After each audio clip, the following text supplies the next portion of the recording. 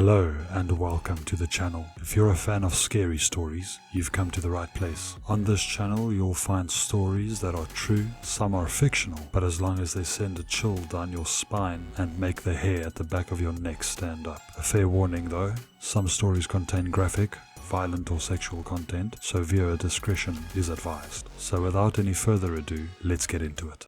I am an EMT. And sometimes I choose who lives or dies.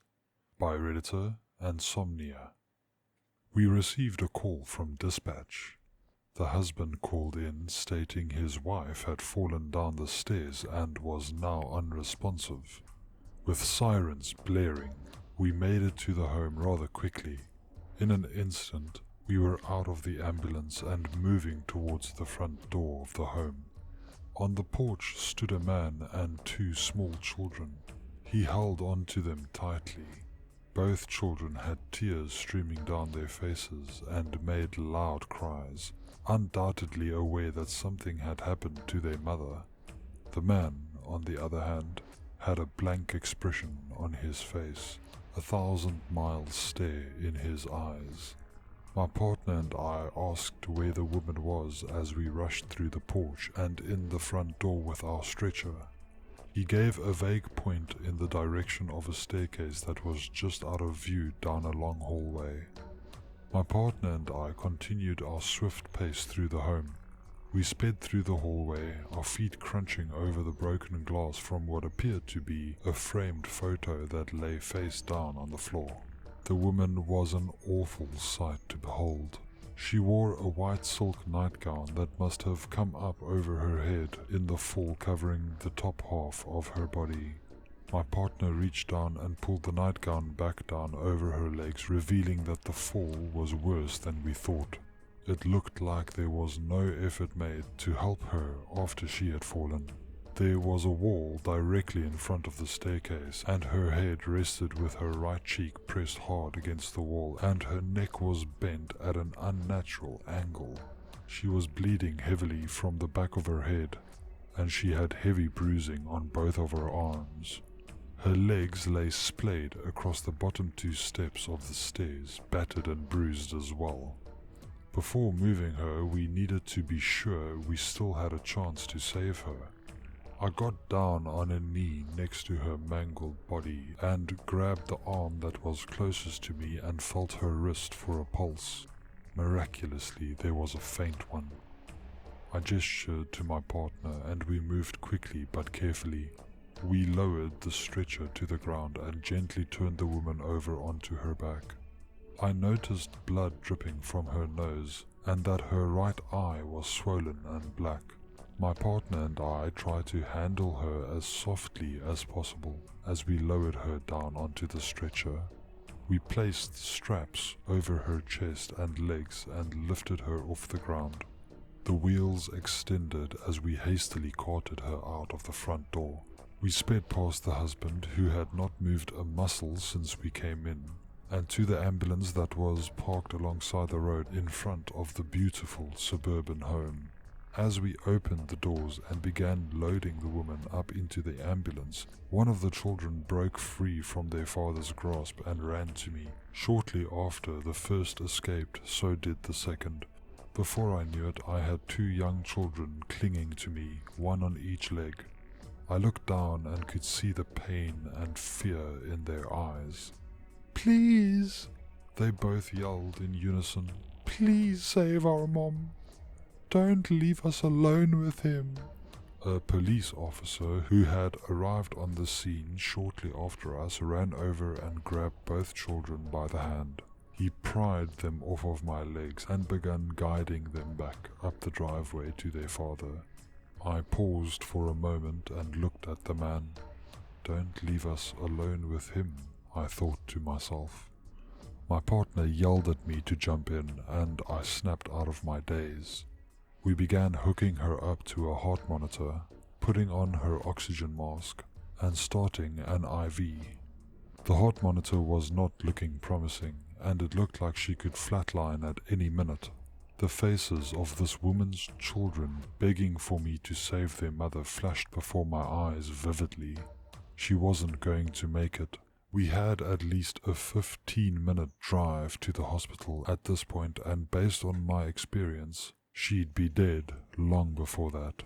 I gave my partner a look, and he immediately understood what it meant. "This one? Really? Are you sure?" he said to me with a nervous tone. "You didn't see how those kids looked at me. I can't let this one die knowing I could have done something about it," I said, the words the children said to me still repeating in my head. "Fine, I get it," my partner said as he reached into a medical cooler we had on the floor and pulled out a bag of blood.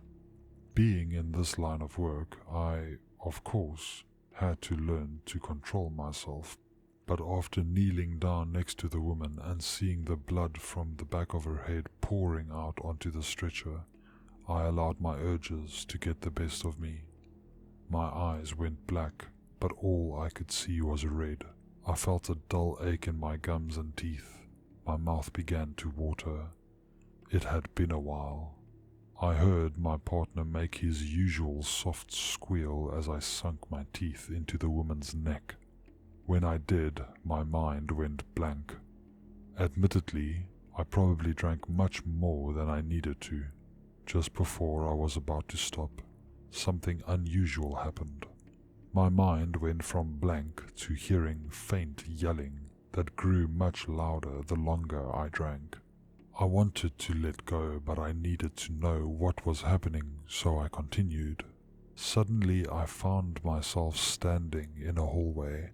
I looked around and took a step forward and felt a crunch of glass under my feet. I glanced down and saw the framed photo my partner and I had raced past while coming into the woman's home. What is this? Why am I back here? I thought to myself.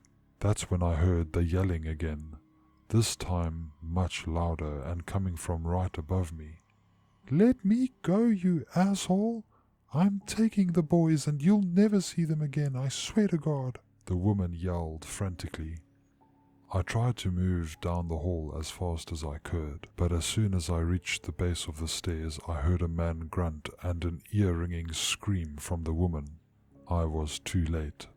I heard the woman's body begin tumbling down the stairs violently, and with a disgusting thud, she slammed into the wall at the bottom of the stairs right in front of me. There she laid in the harrowing position that my partner and I found her in. I took a step closer to the bottom of the stairs and craned my neck around the corner. I looked up at the top of the stairs, and there stood the husband. He was breathing heavily, with the same blank look on his face I had seen before. Just then my vision went black. I started to hear more yelling, this time coming from my partner. He had his hand on my shoulder and was shaking me as hard as he could. "Hey man! Hey! You have to stop!" my partner shouted at me. I came back to my senses and realized I was still draining this poor woman's neck. I pulled away quickly and my back slammed into the side wall of the ambulance. "What the hell was that? I've never seen you like that before. Are you all right?" I heard him, but I wasn't listening. All I could think about was what I had just seen. "Give her the blood," I said. My partner looked at me. He must have noticed my serious demeanor and did not hesitate. He leaned over the woman on the stretcher, took a knife, and poked a small hole in the blood bag. He placed the bag on the woman's lips and began squeezing it slowly, letting the blood dribble out into her mouth. I stood up and watched the process closely.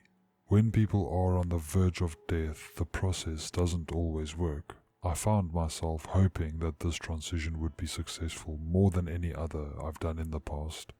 After a moment, the color began to return to her pale face, and I knew she would make it. "I'll never get used to this part," my partner said with a hand over his mouth. That's when the bones in her neck and spine began to shift, putting themselves back in place with the sickly thuds and cracking sounds that I had grown accustomed to. The bruises on her arms and shoulders began to disappear. Her fingers began to move, slowly at first, then faster. My partner let out another squeal as her hand shot up and snatched the blood bag from his grasp. She began squeezing it as tightly as she could until all that was left was the red tint on the plastic. Suddenly her eyes opened wide and she tried to sit up, but she was strapped down to the stretcher. My partner reached for the straps to undo them, but I held out my hand to stop him. She looked around the inside of the ambulance with a scared urgency. "What the hell is this? Where am I?" the woman yelled frantically. "You're in an ambulance. We responded to a call from your husband. He said you fell down the stairs." "Do you remember what happened?" my partner asked her. The woman closed her eyes and put the palms of her hands on her forehead like she was thinking as hard as she could. Then she pulled her hands away from her face, and her expression had changed from scared and nervous to furious and bloodthirsty.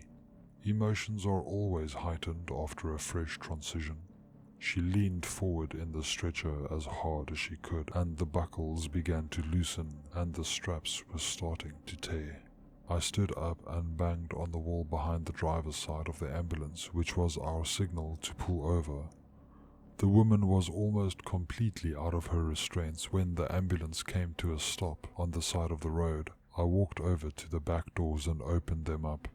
Not a single street light in sight. Woods on both sides of the road. Darkness as far as the eye could see. I stepped to the side and watched the woman finish ripping the restraints clean off of the stretcher. She looked over at me and I gave her a nod. I watched through the back doors of the ambulance as she disappeared into the night.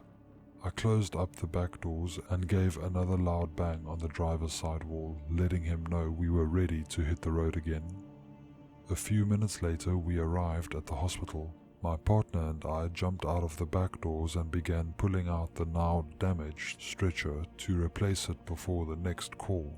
As we loaded up the new stretcher, I heard the driver's side door swing open and slam shut. The driver came around the back of the ambulance and gave my partner and I a worried look. "What is it?" I said. "Just got a call from dispatch. Said all they could hear was a man screaming for help.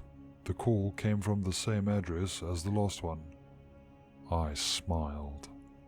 Thank you for watching. If you liked the video, hit the like button, don't forget to subscribe, and hit the bell icon so that you get notified for future videos. If you don't do these things, the like button will haunt your dreams and stalk your days forever.